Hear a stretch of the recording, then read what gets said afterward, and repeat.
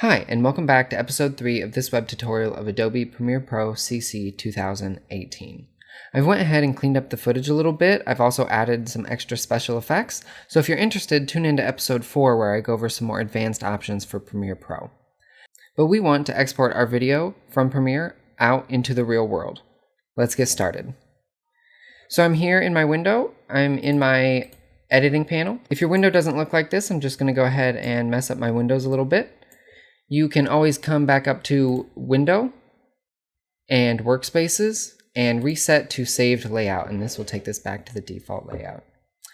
So I have all my clips edited and the way I want, so I'm going to go ahead and come up to File, Export, and I'm going to go ahead and click Media. So this gives us a lot of options here. First of all, we have a preview window here, and we have a slider as well. We have a couple options here. We have fit, 10%.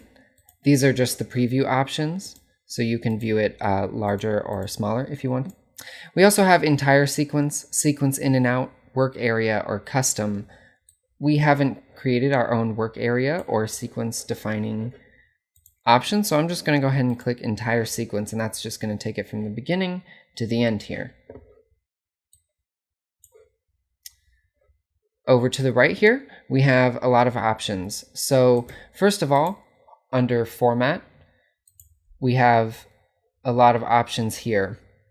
The most common, and what we're going to use today, is H.264, and this is the Format option.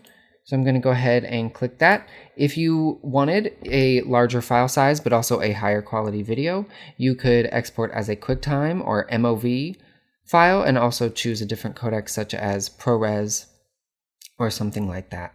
Today we're going to go ahead and stick with H.264. It's going to play well on all devices and all websites. So under Preset, instead of Match Source, I'm going to go ahead and click that, and I'm going to scroll all the way down to the bottom to YouTube 1080p. I'm posting this to YouTube, and it just provides a nice little preset for all of this.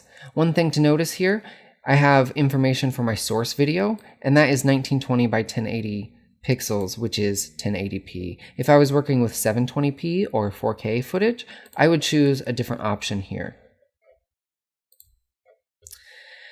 One of the most important things here, this blue text, is what your file will be named. So I'm just going to go ahead and give that a click, and we want to take it to the correct folder. So I'm going to come back up to my desktop and into my final product folder.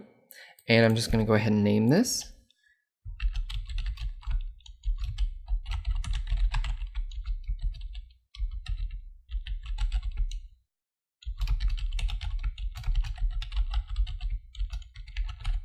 Okay, great. And it's going to save as an MP4. I'm just going to go ahead and click Save. And now we have even more options. Not all of this is necessary. If you want, right now your video is ready to export. You can just go ahead and click Export, and it will be named whatever you named it here, and it will be saved wherever you told it to save when you clicked on this, and navigated to whatever folder you wanted to. So you can just go ahead and click Export, and it will export your video out. I like to take a couple extra steps. I'm just going to scroll down here in this window and click on Render at Maximum Depth, and I'm also going to click on Use Maximum Render Quality. And one final option I like to use is under bitrate settings. We have variable bitrate 1 pass. And basically this just means that the computer thinks about it once before it exports it. I'm just going to click this and select 2 pass. And this means that the computer is going to think about it twice before it exports it. So just slightly higher quality. We have an estimated file size here. So I have an estimated file size of 183 megabytes. And now I'm ready to export. So I'm just going to go ahead and click Export. And this process can take anywhere from a couple seconds to hours, depending on the resolution and quality of your footage, as well as the duration of your video.